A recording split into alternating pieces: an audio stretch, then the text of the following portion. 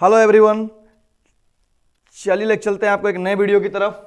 NEET कवच 1.0 स्वागत है मेरे चैनल आपका। मैं जगजीत कुमार राव आज आपको बताने वाला हूं मोल कॉन्सेप्ट के बारे में। यह केमिस्ट्री का हमारा दूसरा लेक्चर है जो आपके सामने बताने वाले हैं मोल कॉन्सेप्ट के बारे में।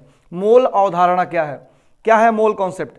जैसा कि हम लोग को पता है कि 1 किलोग्राम इसे आप सभी लोग जाते हो, ठीक है, अलग अलग जगहों पर से सब्जी खरीदने के लिए जाते हैं आप लोग, तो कहते हैं क्या कि हमको 5 लीटर सब्जी दीजिए। नहीं कहते हैं आप लोग, आप कहते हैं हमको 5 किलोग्राम आलू टमाटर वगैरह सब दीजिए।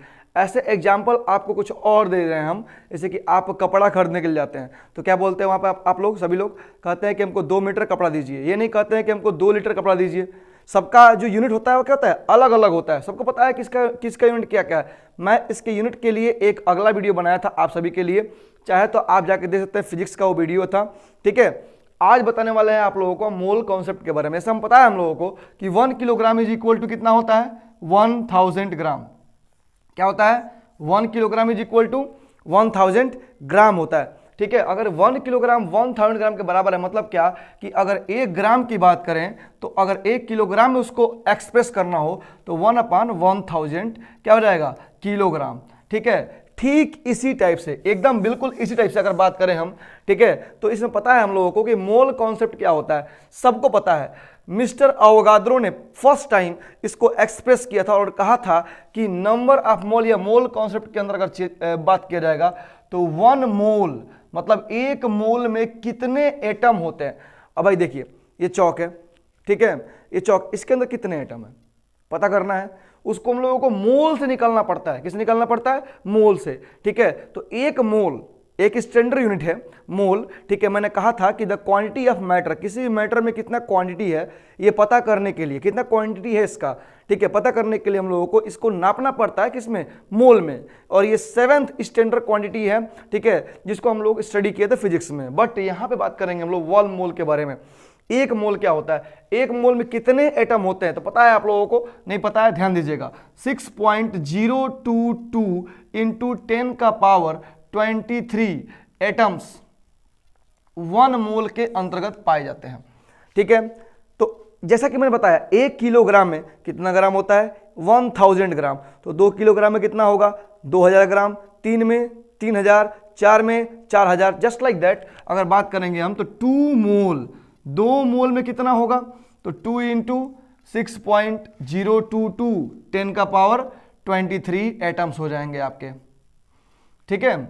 अगर बात करेंगे 5 मोल की तो 5 मोल में कितने एटम होंगे, ठीक है, तो 5 इंटू 6.022 इंटू 10 का पावर 23 एटम्स हो जाएंगे, ठीक है। तो ये होता है आपका अवोगाद्रो नंबर, जिसको एक्सप्रेस किया जाता है नंबर ऑफ एटम Na से। किससे एक्सप्रेस किया जाता है इसको, नंबर ऑफ एटम Na से एक्सप्रेस किया जाता है। नंबर ऑफ एटम कितने होते हैं तो 1 मोल, और 1 मोल कितना 6.022 इंटू 10 का पावर 23 एटम्स, ठीक है। थोड़ा आगे बढ़ते हैं।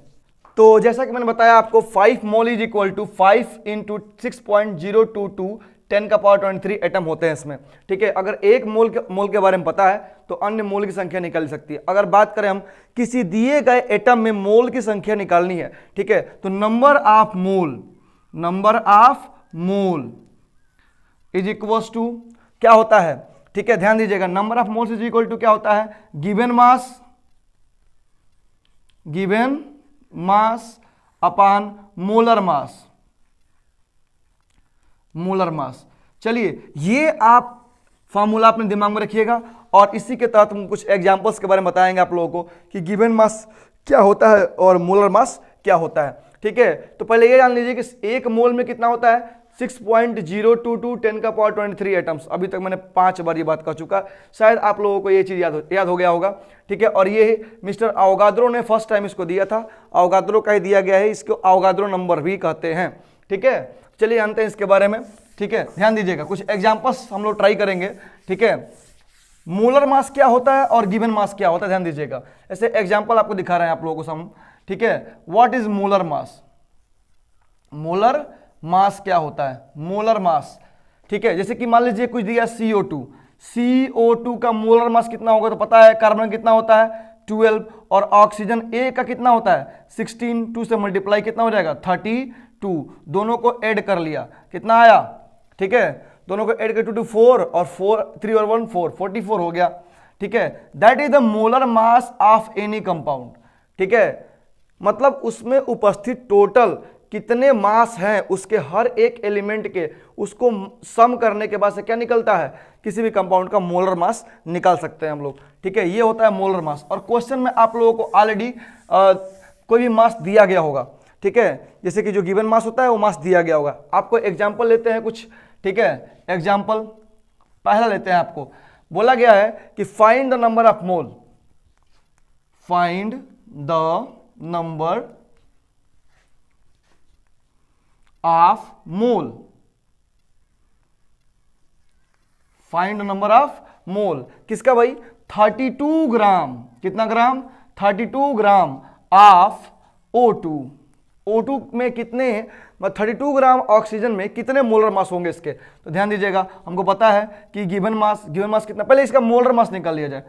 मोलर मास बराबर O2 है, मतलब क्या है, कितना कितना हो जाएगा, देखिए 16 होता है एक का, 16 और 2 है तो प्लस 16 इज इक्वल्स टू 32, कितना है इसका 32 है, ध्यान समझिए 16 प्लस 16 इज इक्वल टू 32। सो क्या है इसका, हमको क्या निकालना है आप लोगों को, find the mole, number of mole. तो number of mole is equals to क्या होगा, आपका गिवन मास कितना है, गिवन मास 32 ग्राम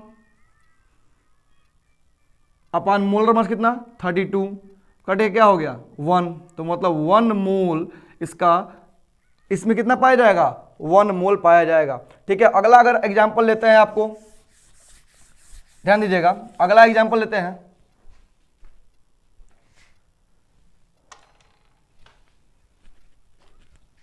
दूसरा एग्जांपल लेते हैं हम, ठीक है। अगर हमको निकालना है 140 ग्राम Cl2 में of Cl2, 140 gram of Cl2 का निकालना है, तो कैसे निकालेंगे, क्योंकि हमको पता है, ठीक है, कि मोलर मास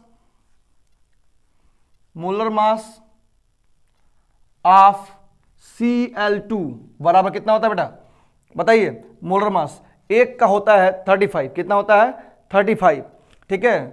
तो अगर बात करेंगे 2 है तो 35 प्लस 35 इज इक्वल टू 70, ठीक है, 35 प्लस 35 70 जो होगा इसका क्या हो जाएगा AMU, एटॉमिक मास यूनिट, जो मोलर मास होता है, ठीक है। Then number of mole is equal to कितना हो जाएगा 140 ग्राम, जो ऑलरेडी दिया हुआ है, अपान AMU 70, AMU कट गया 7 टू जा 140, 2 टाइम में 2 मोल, कितना आएगा 2 मोल, ठीक है। ऐसे करके आप सभी जितने भी अलग अलग टाइप के कंपाउंड्स या मॉलिक्यूल्स आएंगे उसका मोलर मास इस दिए गए मोल नंबर के आधार पर आप निकाल सकते हैं, ठीक है। तो इसके आगे हम लोग पढ़ेंगे, मोलर मास के आगे अन्य भी संकल्पनाएं पढ़ेंगे। अगर वीडियो अच्छी लगी तो प्लीज़ लाइक, सब्सक्राइब और कमेंट करना ना भूलें। धन्यवाद।